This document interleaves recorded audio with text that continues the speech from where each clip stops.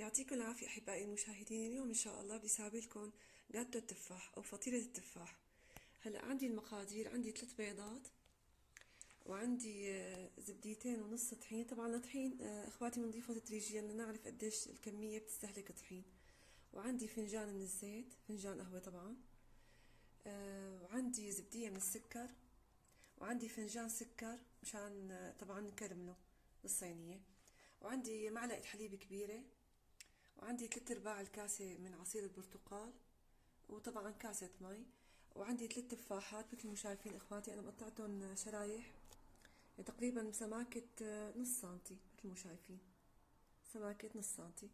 طبعا انا يعني الطريقة الاسهل طبعا لتفريغهم، انا استخدمت الحفارة تبع الكوسة اخواتي وفرغتهم من البذر. هلا اخواتي اول شي بنبلش طبعا، وعندي بشرة البرتقان، برتقانة مبشورة طبعا. هلا اخواتي انتو فيكن تسووا يدويا، تحطوا البيض طبعا والسوائل كلها تخلطوها مع بعض، او بالخلاط، ما في مشكلة. هلا اخواتي بنبلش بالطريقة. هلا هون اخواتي حطينا السكر، فنجان السكر، وبدنا نكرمله طبعا هذا الشكل. طبعا رح ساويه بالصينية. بنحاول نكرمل السكر يعطينا اللون الذهبي مثل ما شايفين. طبعا بنضل بنحمسه اخواتي لحتى يصير عنا باللون الذهبي. وهون اخواتي بعد ما عطانا هذا اللون مثل ما شايفين، بنحط له معلقة من الزبدة.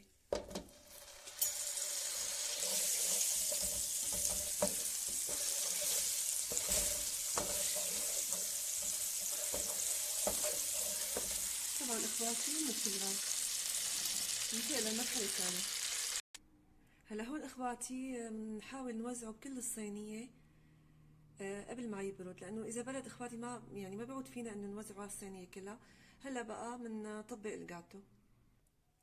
هلا اخواتي بعد ما قمناهن بنساوي نعمل عليهم رشة خفيفة من القرفة.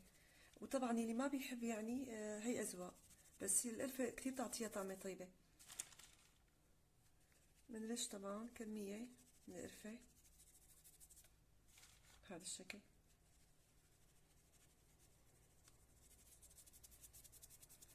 هلا اخواتي بنبلش. هلا طبعا نحن حاطين برش البرتقان، برش برتقانة كبيرة. هلا انا رح ساوي لكم اياها اليوم بالطريقة اليدوية، ما رح استخدم الخلاط. بنحط البردقانة، بشر بردقان، بنحط 3/4 الكوب مثل ما قلت لكم من عصير البرتقال. بنحط السوائل طبعا وكاسة المي، وبنحط البيض طبعا. هون اخواتي بعد ما خفقنا البيض مثل ما شايفين، هلا بنضيف الزيت، فنجان الزيت. بسم الله.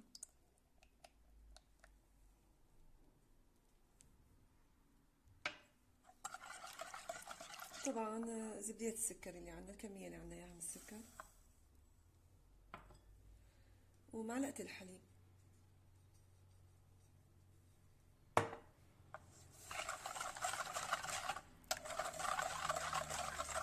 بنضل نخلط اخواتي لحتى السكر يدوب معنا.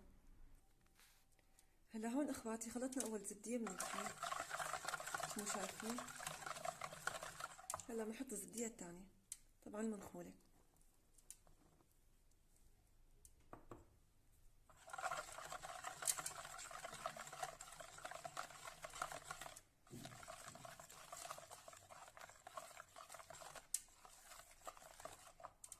هون اخواتي بنحركهم منيح، بنشوف اذا طبعا بحاجة لطحين بحط لهم. هون اخواتي رجعنا الصينية على الغاز مثل ما شايفين. هلا بنحط قطع التفاح اللي جهزناها. طبعا بنحاول نغطي الصينية كلها، وانا طبعا رشيت عليهم شوية حمض مشان ما يتغير لونهم مثل ما شايفين. بنوزعهم الصينية مثل ما شايفين.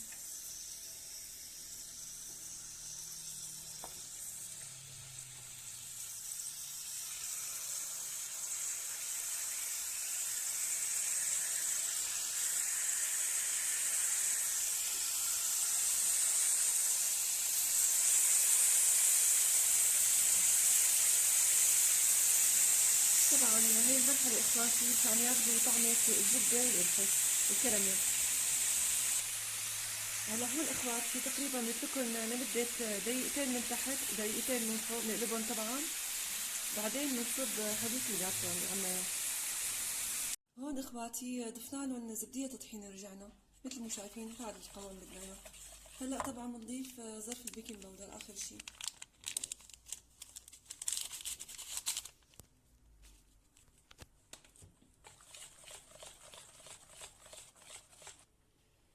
هون إخواتي بنضيف الخليط، بسم الله. طبعا بنحاول نغطي التفاح كله.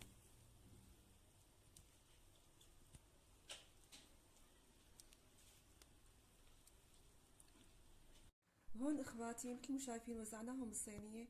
هلا بنحطهم بالفرن تقريبا ربع ساعة من تحت، بنشيك عليهم شي 5 دقايق من فوق. هون إخواتي شوفوا ما شاء الله النتيجة النهائية، شوفوا ارتفاعه ما شاء الله. هلا إخواتي بنقطعه وبنرجع لكم إن شاء الله. هيك إخواتي شوفوا ما شاء الله شلون صار عنا، تكرمل من تحت طبعا بعد ما قطعناه وقلبناه.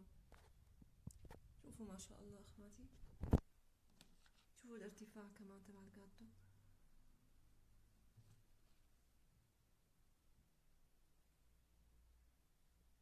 إن شاء الله إخواتي يا رب ألف صحة وهنا. لا تنسوني إخواتي من الاشتراكات بالقناة.